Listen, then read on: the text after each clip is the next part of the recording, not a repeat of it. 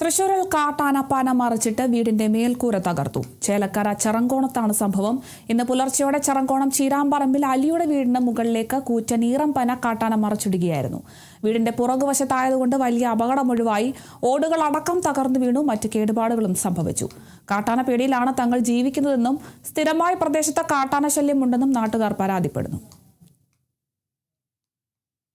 രാത്രി 10:30 ആന ഇറങ്ങിയിട്ടുണ്ടെന്ന് അവർ പറഞ്ഞു കേട്ടു. ഞങ്ങൾ നോക്കിയപ്പോൾ കണ്ടൊന്നുമില്ല.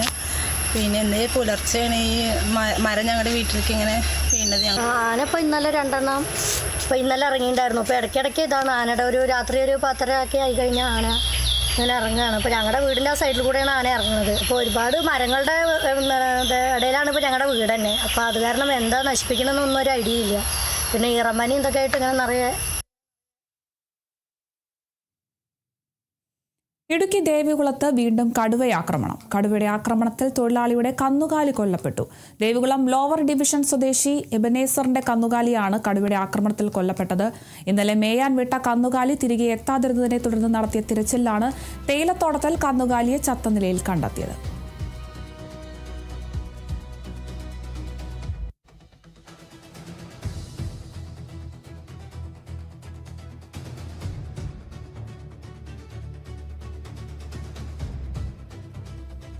സംസ്ഥാന വഖഫ് ബോർഡിന് കർശന നിയന്ത്രണവുമായി ഹൈക്കോടതി. എല്ലാ തീരുമാനങ്ങൾക്കും കോടതിയുടെ മുൻകൂർ അനുമതി വാങ്ങണം. നയപരമായ തീരുമാനങ്ങൾ ബോർഡ് എടുക്കരുത്. വലിയ സാമ്പത്തിക ചെലവുകളിലേക്ക് പോകരുതെന്നും ഹൈക്കോടതിയുടെ ഇടക്കാല ഉത്തരവിൽ പറയുന്നു.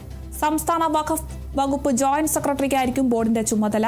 പുതുക്കിയ വഖഫ് ബോർഡ് നിയമപ്രകാരം മുസ്ലിം ഇതര വിഭാഗങ്ങളിലെ ബോർഡിൽ ഉൾപ്പെടുത്തുന്നത് അടക്കം പാലിച്ചില്ലെന്ന് ചൂണ്ടിക്കാട്ടി നൽകിയ ഹർജികളിലാണ് ഹൈക്കോടതി ഡിവിഷൻ ബെഞ്ചിന്റെ ഉത്തരവ്.